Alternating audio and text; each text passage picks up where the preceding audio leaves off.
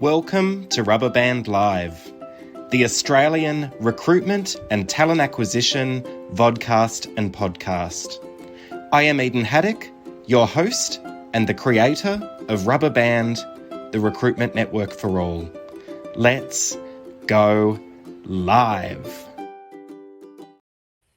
And we are live. Welcome watchers and welcome listeners to today's episode of Rubber Band Live, which is Spark Up Early Talent to really fuel your company's future. And I am joined by Lou Zoanetti. I'm thinking rhymes with spaghetti and I'm calling you Now, before we begin, I would like to acknowledge the traditional custodians of the land that I live and work on, which is the Wadawurrung and Dja Dja Wurrung people. I recognise their continuing connection to the land and waterways. I pay my respects to their elders past, present and emerging, and I would like to extend this to all Aboriginal and Torres Strait Islander people. Welcome, Lou Zoanetti Rhymes with Spaghetti. How you doing? Really well. Thanks, Eden. Thanks for having me. I'm in Melbourne, so I'd like to acknowledge the Wurundjeri people of the Kulin Nation. So it's really nice to be able to acknowledge the different parts of Australia that we're calling in from. So yeah, it's really great to be here. I'm really excited to talk about what is my favourite topic in the entire world, which is early careers talent. Woo-hoo. Absolutely love it. Absolutely. And I'm so excited to catch up with you. You're always so full of energy. But welcome everyone that's listening and everyone that is watching. If you are watching live, remember you can pop comments into the box, whether you're on YouTube, Facebook or LinkedIn. We will try and address as many as we can. So any questions that you've got along the way, pop them in there. But I think the best place to start, Lou, for those who don't know you, is for you to introduce yourself and tell us a little bit about your career and your experience and, yeah, who you are. Let's hear all of that. Festival of Lou. Yeah, Festival of Lou. It's a broad brief. No, so yeah, really lovely to be here. Lou Zoanetti, rhymes with spaghetti, very easy to remember. I am an early careers specialist. So I have been in the area of early careers, which we define as the period of time from high school right through, whether you study at university or TAFE or just go straight into the workforce, really from high school right through to your first 3 to 5 years of working. So I'm a specialist in that early careers industry, and I've been working in early careers for 13 years. So I actually started working in marketing and communication, having done a PR degree. So writing's a big part of what I do for work anyway. But it's interesting that, after about 6 years of working in Marcoms, I was working for NAB and I was asked by someone if I'd like to work on the grad program. And there it all was waiting for me. I didn't realize that I'd built a whole business around working with grads and interns and young people generally in terms of getting them into work and getting them ready for work. So yeah, I worked at NAB for 9 years in total and ended up managing the early careers programs there. And then I went to Monash University to head up a centralised internship function for the uni. So I had a large team and we were doing internships for 7 faculties at the uni. So really getting to see what the unis do to prepare students for the workplace. And then 4 years ago, I started my own consulting practice, Brightworks. How fabulous. Now, you might have been at Monash when I was at Monash. We've never talked about this before. I worked at Monash as well. That's crazy. Oh, really? Yeah, we've never talked about this. Yeah, I mean, it is a big place, of course, as you know. But sometimes there's small, you do find that you meet people, you see similar people to get again and again. But no, I don't remember crossing paths, but I'm certainly glad I got to meet you now. There you go. Now, I love early careers as well. I'm really excited. I'm doing some facilitation at a high school on job readiness next week. And I'm pumped for it because I love that audience. It's fab. It's going to be so much fun. But tell me yourself, Lou, why are you so passionate about early careers? Why have you chosen this pathway for you? Yeah, it's a good question. I've been thinking about that a lot because early careers, a lot of people work in early careers at some point in their life, in their work life, if you're in HR or people and culture or talent. Most people might touch early careers at some point, but there's only a select few of us that kind of stay around and stay in this space and really make it our wheelhouse in terms of our specialization. I think for me, I really love the dynamic nature of the environment. So I like that there are lots of trends that are constantly changing. There's some things that are done regularly, and it's a very specialized way of attracting people into an organization and really preparing them for the work that they're going to be doing. But I do like that it is at the forefront of innovation as well. Like I feel that a lot of grad and internship programs are a great way or place for organizations to try new things, whether that's a new, diversity, equity, inclusion strategy, whether it's, a new way of bringing people into work, preparing them for work. It's usually a really good spot to try things in an organization. So I really like that part of it. And I think anyone who's in early careers just likes the outcomes, really likes to genuinely see people at the start of their career and see the great outcomes of a really robust program that's going to set them on the path for success. And I love seeing, my NAB grads back from when I ran that program, now are head ofs and GMs in the same business. And I just really love that program for them and that success that they've had. And I remember them on the first day and they weren't feeling so sure of themselves then, but they've certainly been able to really find their way. Oh, it's so cool. And it's the same with people that work in, entry-level recruitment, like contact center recruitment, volume recruitment. And, I specialized in that space for a little while, and I hear this from a lot of people that have continued in that space. It's that satisfaction of seeing someone so early in their career become so successful when you reflect and look back. Yeah. And I remember when they walked in that room and they were so nervous and that I gave them their first opportunity. And when they become a head of or GM or even CEO, I mean, that's awesome. Like you've really changed someone's life. Like you've sparked that career. That's so cool. Yeah, it's cool. I think the other thing, like just a funny little tidbit, of course, having worked with so many, like thousands of students and grads over a 13-year career in this specialization, we've also had grads on the program that have got married and had children. So that's also another really weird, like little, I guess like the joy of the program is like these people also meet each other and there's a great cohort, not necessarily always ending in relationships and children, but I do like that next generation of graduate talent that's coming through. But yeah, I think that it's a really great cohort to be in around. I love being around young people generally, even in the business that I run, which we'll talk a little bit about. We have just we've hired grads previously, and our newest grad just started on Tuesday last week. So we're really passionate about hiring grads in our own business as well. And it helps us be really on the pulse when it comes to what's happening in the industry and also what's the student sentiment is when it comes to recruitment and work and those sorts of things. Fabulous. Well, speaking of which, and the rubber band community, where Local First, we're so passionate about local businesses, local innovation. Brightworks has been a huge Aussie success story. So firstly, congratulations and something to be celebrated. Tell us all about it. Like, tell us about Brightworks and maybe some of the lessons that you've learned along the way, having such a successful business. It's awesome. Yeah, thank you. It's actually been a really humbling experience as well, because I think when you go out on your own, like I went out on my own 4 years ago, just before the pandemic hit. So I think we can all, imagine the stressful scenario I'd put myself into. And, I've got a family and I've got kids and, I've got other responsibilities as well, of course, outside of work. But yeah, there's been a lot of I guess I've really learned a lot about myself during the process of running my own business. I've always wanted to run my own business. That's probably the key thing I would say is I was always looking for that thing where I would be able to use this kind of entrepreneurial creativity or creative side of myself. Like I've always got so many ideas. My team wants me to shut up most of the time because they're like, we're just trying to invent the next thing. Stop coming up with new ideas. But I feel really creative, and I feel like I get to use that creative outlet. And I know what I'm good at now, and I'm able to leverage that to be successful in business. And I really like the business development side and the relationship side and the problem solving side of business. So that's been really an interesting process.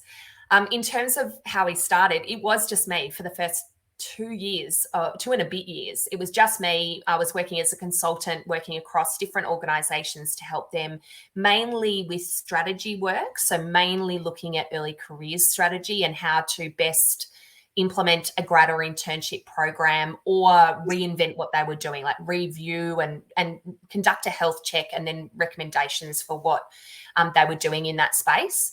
And then I had this pivotal moment in 2021 where I lost a little bit of confidence, if I'm honest. I'm like, oh, I don't know if this is going to work. And then I had 5 proposals out at the time, and I decided to take a part-time position with an organization to build a grad program. And then all 5 proposals landed. And I was in this situation where I was like working 20 hours a day. I had to bring other people in. So I was supported by Kelly Pfeffer, who is I love Kelly. Yeah. Amazing. Like if you're going to get anyone in your business that runs early careers, you get Kelly in because she's just so knowledgeable and so amazing. So Kelly was really lovely and came and helped me out for about 6 months just to get me through this period. And it actually taught me a lesson around you've got to back yourself and knowing when it's time to actually take the full plunge. And so after that experience, I hired a grad and changed the name to Brightworks as it's known now. And I went for it. And we've coming up to our 2-year anniversary of that time, we've now got 3 main parts of the business. We're still working in that strategy space every day. We work with lots of different organizations in helping them either set up grad, internship, traineeship, apprenticeship programs, or fix the programs they've already got and ensure that they're, a best practice program that's really going to suit the needs of Gen Z specifically. We also support with outsourced marketing, attraction and recruitment. And we've got a great partnership with Noble Agency, so run by Ben DaCosta. So he's an award-winning, runs an award-winning marketing agency specialising in brand and employer brand. So we partner with them to do grad campaigns, and we also run all the recruitment for those campaigns. And then the final piece of the puzzle is development. So we now have a full development suite. So once grads have been hired, we have a keep warm program before they start, and then a graduate development program called Bright Start, and it's focused on self-mastery workshops, mentoring programs, well-being and financial literacy programs. And so it means that for our clients, they might come and work with Brightworks for one of those 3 things, or they might use us end to end. And it means that we can fulfill all of their early careers needs and support them with what things they might actually need support with along the way. Incredible. And you have how many hours of sleep every night? Yeah, that's the thing. It's the cloning.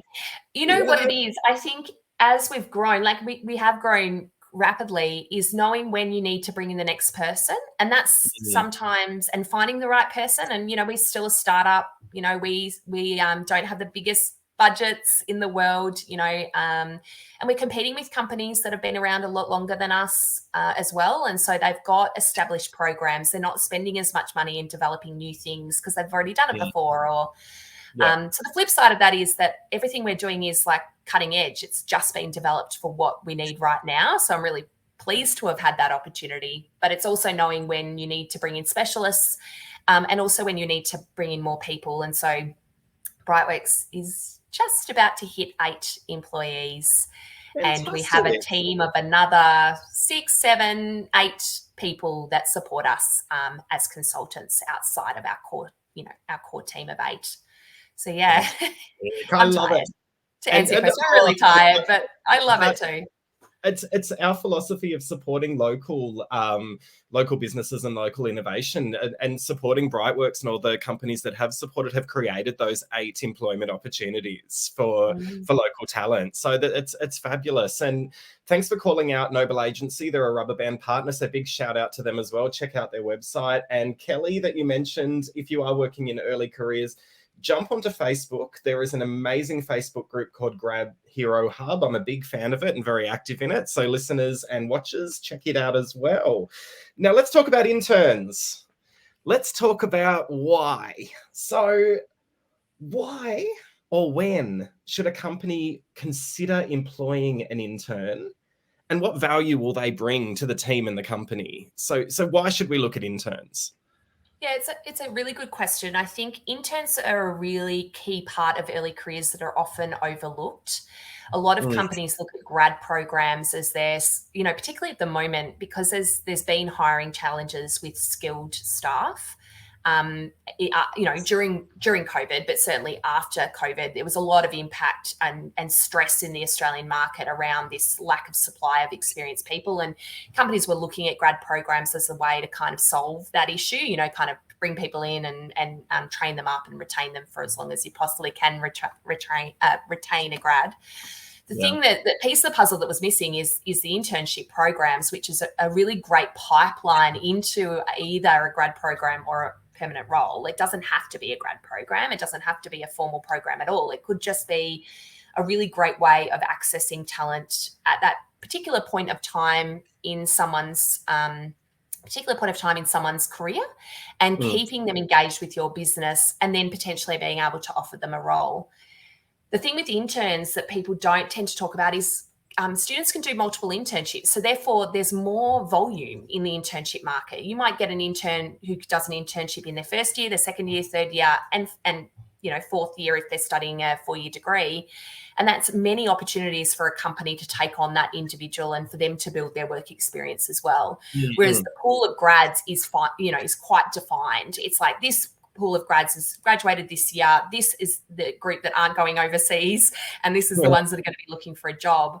Whereas in the internship space, it's much more fluid in terms of the supply, and it can be much bigger. And also, if you open your minds and hearts to international students, there's also great talent in the international student market as well, which is also really accessible through internship programs particularly, and then can be really easily brought on into your business after the program because of the graduate visa that they usually work under. So interns are really a kind of a missing link. A lot of companies will have a grad program. Oh, I shouldn't say a lot. Like mid to large companies might have a formal grad program. Some don't. Some smaller companies have some sort of graduate pipeline. But internship programs for me, if you don't have anything, they're a great way to pilot early careers in your company. They cost less. It's a shorter time commitment that you're committing to taking someone on and seeing how they go in the actual team and in the environment and in the organization doing the work that you do. And so you can really do a thorough assessment of whether that person's going to be suitable. And it's a really great way of bringing, diverse talent into your business for a short period of time to then make that decision to continue that in a longer term capacity. Yeah, and look, it's really interesting. Just wanted to go back a little bit on one of the comments that you made there. If a lot of the rubber band community, they could be recruitment agencies that have just started up, or there's even people like me that have very, very small businesses. Could we hire an intern? Like, we don't need to be a large corporate with a big brand. Like, you could just be a sole trader and employ an intern, or a very small business. Is that appropriate? Yeah, it's a really interesting point. And that comes to our newest program, which I'll talk about in a minute. There are a lot of small businesses that take interns through the university models. So they might look to take an internship, an intern through a placement model like work integrated learning or industry-based learning or placements. So these are students that are studying, and they complete an internship for free, essentially. They work for your business for free, and in return, they receive credit for their time. Now, a lot of small businesses are really attracted to that for multiple reasons. One, it kind of gives them an entry point into early careers. It means that they don't have to spend money on having a person in their business. And as someone who used to run that program for Monash, I'm supportive of that model because I think it gives students employment outcomes, or at least some work experience. One of the challenges with that model, and for smaller businesses particularly, is the rules around fair work and what that intern is actually allowed to do when they're not actually being paid. And that's why we've created BrightSparks, which I'll talk about in a little bit of time. But essentially, there's this gap in the market where companies that are smaller really do, and could provide a very appropriate environment for an intern to come in, but they're putting themselves at risk by using a model that they don't fully understand. Yeah. And also with the university models is a little bit of a lack of choice around the interns that you'll get. And from an equity point of view, there's a lack of equity in those programs because it's only students that can afford to work for free that actually do those programs. So from a diversity perspective, anyone who cannot afford to work 3 months for free, and I think we can all question whether we'd be able to do that ourselves even now, as many years into our careers as we are, that's a really big ask to ask someone to do. And it means that people who have any sort of financial responsibilities, caring responsibilities, or, potentially as an international student or otherwise, it's a real barrier to being able to participate in the university programs. And that's why the program we've created, BrightSparks, is a paid internship model. And it is designed for smaller organisations who just want to take 1 or 2 interns as opposed to setting up a big program. Excellent. I can't wait to hear more about it. But let's just talk about, we've talked about the benefits for organizations in terms of bringing in interns. There are obviously huge benefits for the intern. So, can you recall some success stories of interns that you've seen really develop their skills or have become highly successful through engaging in an intern program with an organization? Have you got some really cool examples you can share? Yeah, I think just broadly, before we get into specifics, I think broadly internship programs are great to give, from a student perspective, to give them a view into the business world. They really don't know much. I'm not saying they don't know much in terms of coming into your business and being effective in your business. What I mean is that their worlds are quite small because they're just coming into the employment market. So often the brands they're looking at, they know big brands, they might not know smaller brands. They might not understand truly what a role is. So sometimes we use language like it might be a business analyst. Well, what does a business analyst actually do? What does that look like from a day-to-day perspective? So from a student point of view, it means that they actually get to try that career that they're spending upwards of $50,000 to train in. They actually get to see whether it's what they thought it would be. And it really gives them exposure into a real working environment, the pressures of a working environment as well, like the expectations that come from working as, a member of staff in an organization, and that real experience of being on the job in the industry that they've selected. So from that point of view, I think it's a really, there's benefits to interns and there's benefits to companies, but from a student perspective, it's like sometimes the success story is, and I've seen this happen before, is they go, actually, that's not necessarily what I thought it was going to be. And I'm going to change my tact, or I'm going to change my approach. Some of the best success stories when it comes to interns for me have been where I've worked with a highly prescriptive individual. So that's someone who's finished high school, they've picked certain subjects in year 11 and 12, they've gone into the particular course they want to do, and they're highly prescriptive. They want to work here, X, and they've got this idea, I'm going to work here and I'm going to do this and I'm going to, and this is what my life's going to be, and that's going to be all planned out. And the best success stories are the ones where they have an experience that's different to what they expected, and they realize the value of the different experience. And also sometimes working in a smaller company is actually better for an intern because you get to do lots of different things. Broader. Yeah, agreed. So much broader. I mean, even if I think about my personal career when I was at NAB and I worked in HR running the grad program, I was one of 400 people that worked in HR at NAB. Like, I was specialized in terms of I specialized in this program. But, if I had a problem with, I had a question about remuneration or reward or performance or capability, we had teams of people that's just what they did, whereas in a smaller organization, you get exposure to so much different stuff. And they're the best success stories when it comes to interns, where they change their mind is probably where I'm going. And they really say, I had this idea about what I wanted to do, but I actually didn't know everything. I hadn't seen the full picture. And now that I've had a little bit of a look at that, I actually really want to do this and I'm really enjoying it. Oh, that's fab. I love it. And I think it is. I think when you're studying, you might think, hey, I want a career in one of the big four. But then when you get exposure to the mid-tier or even small businesses, you're right. Like the breadth of experience that you can gain I've always enjoyed smaller organizations myself because I feel like I'm learning loads of new things. And quite often in the big organizations, it's very siloed and it's hard to get that exposure to the team. So I completely agree. That's really cool. Really cool. Now, let's get into the fun part. Okay, let's get into the fun part. You've talked about it briefly. Congratulations on the launch of BrightSparks, powered by Brightworks. Thank you. What is the BrightSparks program? Tell us all about it. Yeah, so BrightSparks has really been a passion project of ours that we have been thinking about for about 18 months. But we have finally got our ducks together and launched this year. Essentially, what was happening, since I started the business is I would go and talk to organizations about their early careers challenges and program challenges, resourcing challenges, and needs in this particular sector. And for bigger companies or medium to large enterprise, they have established programs. They might have capacity and capability in-house to manage those programs. But what I was finding when I was talking to smaller organizations or companies that didn't have anything already in terms of an early careers program, I really felt like there was this gap. It's like, I want an internship program. I want to pay. I want to get the best. Like, I want to be competitive in the market, but I don't have the capacity to run this myself. I don't have capacity to build a brand in the student market when it's absolutely saturated with brands anyway.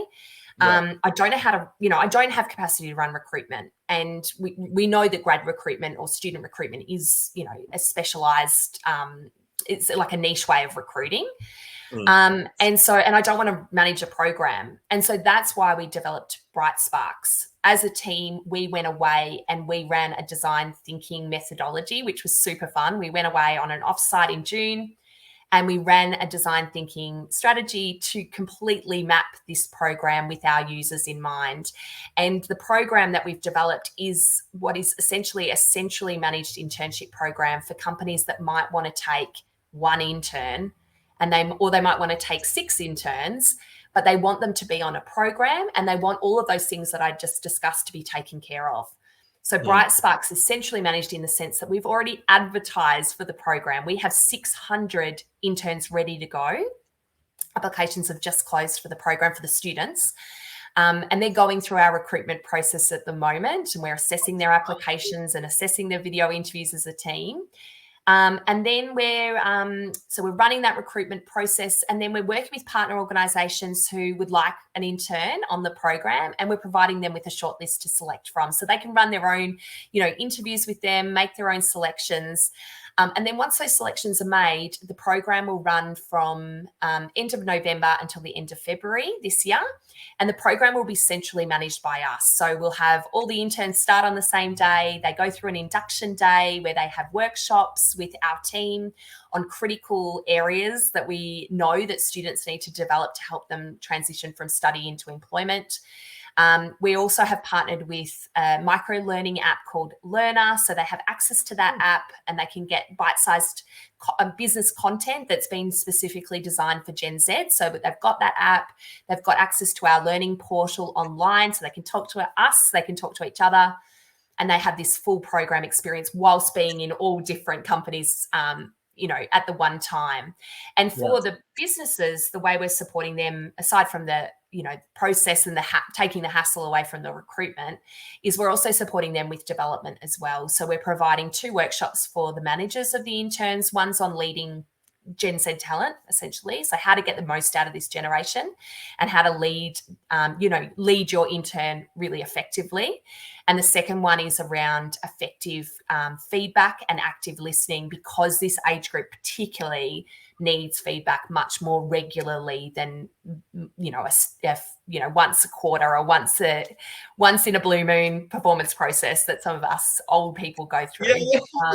So they like lots of feedback, and so we really help the intern managers to really understand that and package that up and be able to provide that just in time feedback for them. And so the whole program is supported both from the manager side and also the intern. And so we're really hoping this will help fill this gap that we've seen. The number of companies that say, oh, I want to bring someone in, but we're not big enough, or want to bring someone in, but we can't do it ourselves, or we don't know how to do it, or we want to, we've tried to contact a university, but, it's very difficult to kind of find the front door of a uni, or we want to pay our interns, which is what we are promoting. We want to get the best. And so that's why we built the program.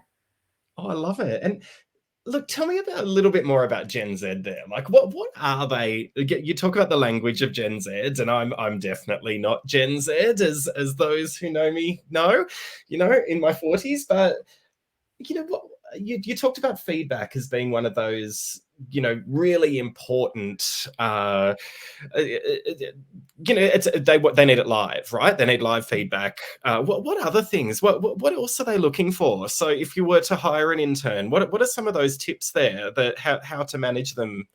Yeah, that's a great question. And I'm also not a Gen Z. I am what's called geriatric millennial, because I am 40 years old. So I love the generation stuff. I find it really interesting. And the first thing I would say is, if you are interested in generational data, the best resource, I think, in Australia is McCrindle, which is a demographic research company out of Sydney.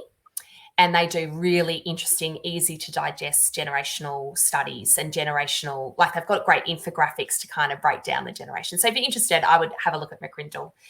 In terms of the generations, so Gen Z, just to define that, they are born between 95 and 2010. So the eldest of them is 28. Like, they're not exactly, they're not exactly young. Like, I'm not saying that's not young, because it's younger than me, but they're sort of well into work now, whether they've got a degree or not, whether they've worked lots of different things, or they've worked in one organization, they are in work now at 28. And what they're looking for from work is very different to previous generations, because of the environment that they've grown up in, that they are true digital natives. Like, they've quite literally never lived in a world without the internet. They have answers at their fingertips when they need them. So stuff like memory recall is not something that this generation has ever valued, because they can just look things up. Whereas I can still remember my best friend's phone number from year 8, these sorts of things. Yeah. So it's just an interesting change in terms of the way, not only memory is one thing, but not only the way they seek to understand, the way they seek information, the way they engage at work. And probably the key things that we find with this digital generation is that they really value organisations that align with their values. They are looking for equity. They've grown up with it. Like, they are not asking people to, they're expecting organisations to align to their values, and they won't work for your organisation if it doesn't. So if they have a particular political view, or it might be an environmental view, or it might be around inclusion, like true inclusion, they'll be looking to organisations to really uphold those values. And so they're really looking for purpose-led environments and purpose-led work. The other thing that they're really interested in is seeing the career path. So organisations that can really accurately say, look, you come in as an intern and this is what the program will look like, and then this is our path for you. A lot of organisations don't talk about someone's path. They don't talk about their talent pool. They don't talk about succession planning. It's happening in some organisations. But the people they've identified, or they'd be really good as into the next role as a team leader, they don't necessarily tell that person that's hidden. their plan. Yeah. It's hidden. Whereas this generation, and I think every generation anyway, but certainly this generation really wants to see the career path. They want to understand it. Now, that doesn't mean, and it's a false narrative, that they want to be CEOs tomorrow. If anything, my generation, millennials, wanted to be CEOs tomorrow. So that's more of a millennial thing. With Gen Z, they just want to understand what that path looks like, and that how they can get to different places, and understanding what the path they need to take. The other thing they're really interested in, so we've talked about feedback, is they also are really interested in getting dedicated learning and development. So something that's been personalised. And part of that is because everything is personalised. They open Netflix. Netflix sees what they've watched previously and suggests new shows. They open the Spotify app and the same thing happens. And that's how they get introduced to new music, is because they already like Taylor Swift, and then they get introduced to something else that's like her. Nothing's like her, but you know what I'm going at.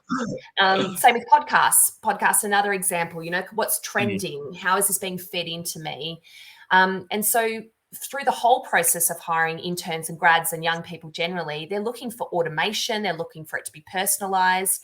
And so if you can create a program that has a personalized feel to it, even if it is at scale, has a personalized learning program for them, even if it is at scale, it's giving that sense that this is just for you. And we've done this because you need to develop these particular things, as opposed to this person who's to develop other things. So those are the key things: purpose, career path, values. Sorry, I've talked about that. Values.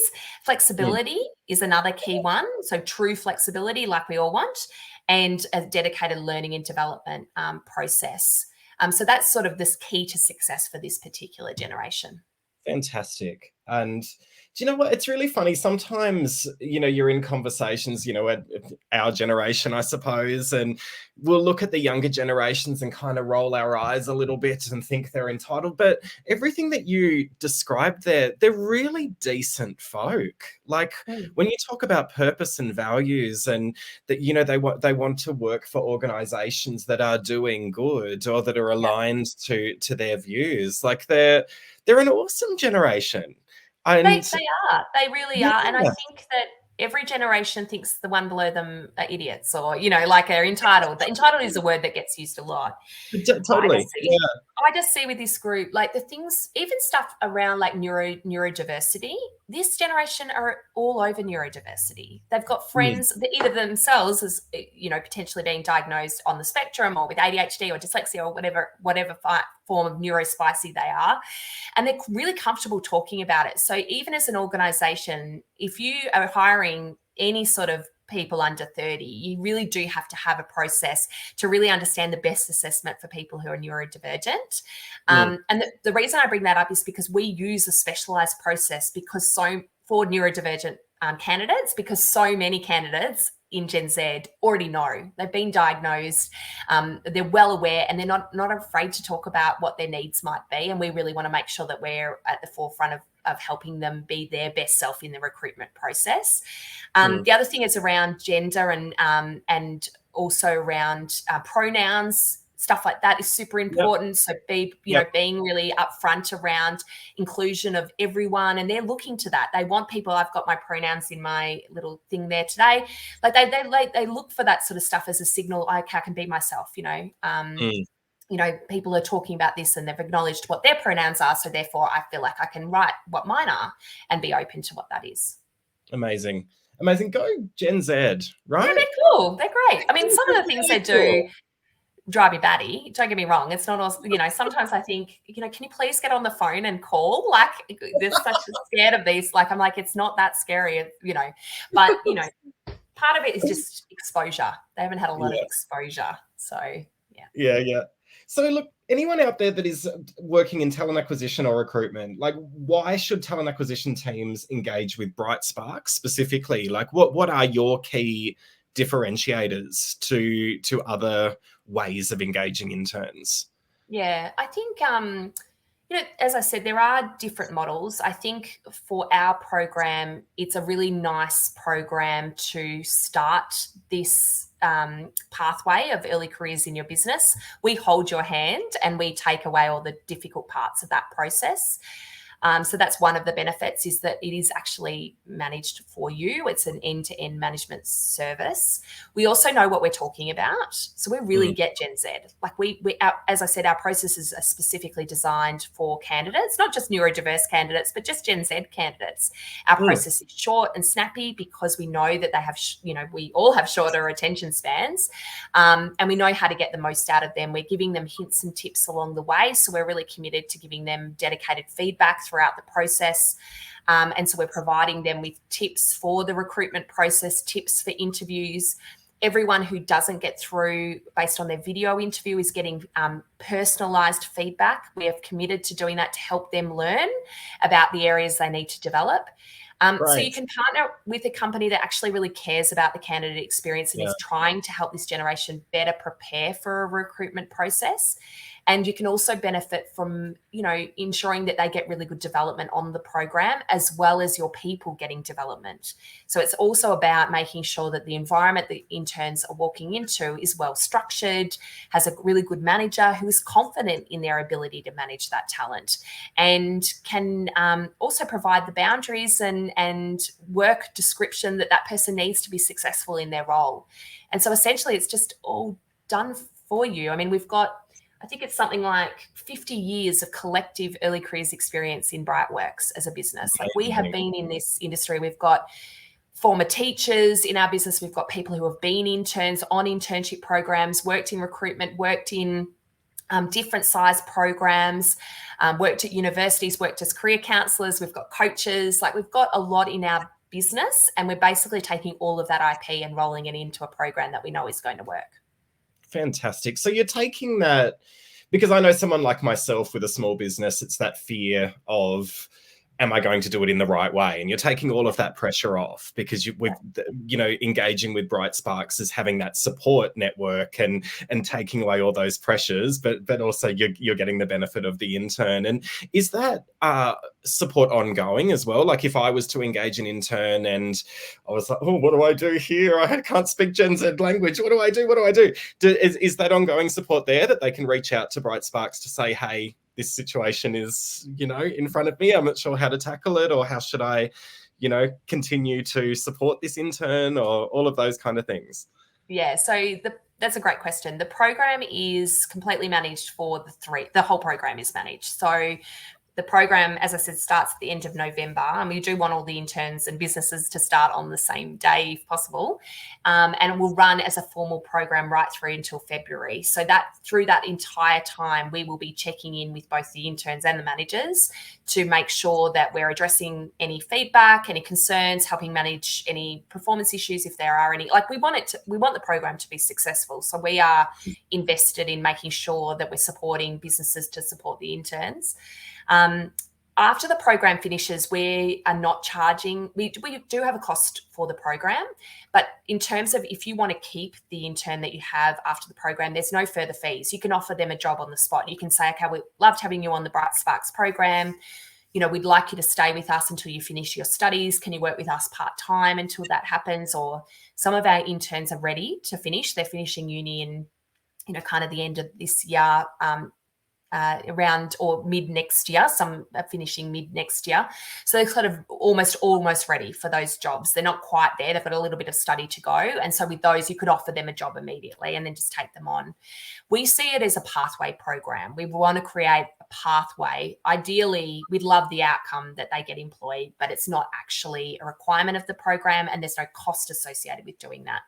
And so that's our goal, is to create pathways for organisations. The other thing just worth mentioning is that we are running this as a summer program, because that's when the uni students have the biggest break. So have this 3-month break. Of course, half of them are going to Europe. Let's not talk about them.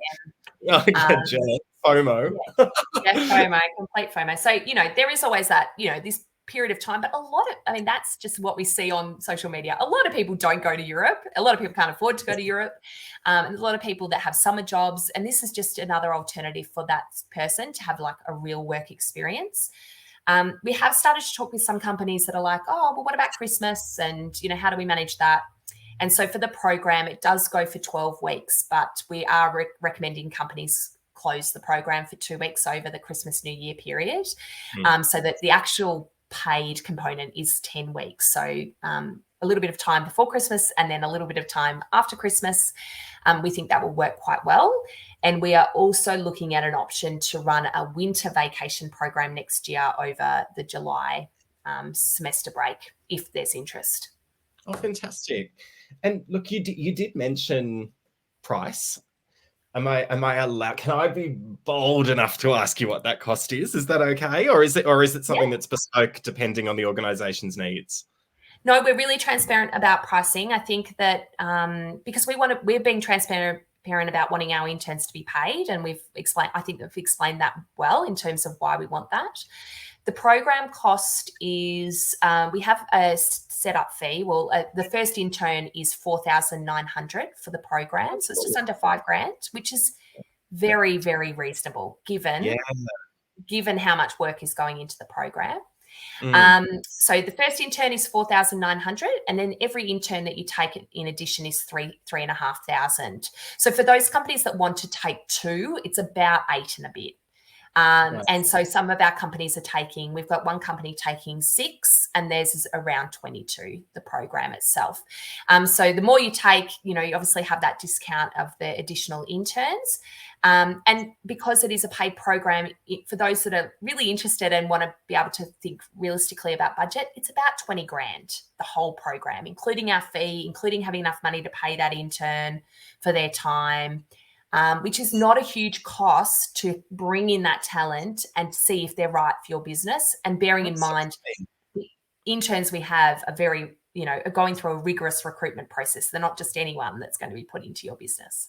Yeah, absolutely. And I think the other fear that people might have, particularly from smaller businesses, is understanding award rates or how much you pay an intern, and all of that is taken care of through yourself. Is that right? It's like you provide that guidance on fair work and yeah.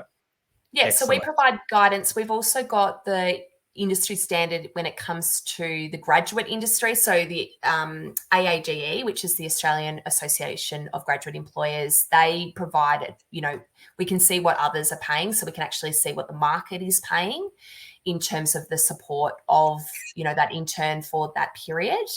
We can provide recommendations, but I think it is worth mentioning that they do need to have an employment contract with your company, because they're all going to be working in different companies. So if that's a barrier for you around being able to bring someone in, then maybe this program isn't for you right now. Yeah, cool. Fantastic. Well, how should our listeners and our viewers contact you? So if they're interested in even having a conversation about an intern, they're not quite sure yet, or they're ready to go, how do they reach out to you, Lou? Yes, so probably the best way is through our website, because there's quite a lot of information on there for employers and for the students. So our website is brightworks.net.au, and we have a dedicated section for BrightSparks on our website. If you're an employer and you want to find out more, we actually have a form, a really easy to fill in form on our website that just asks for some basic information.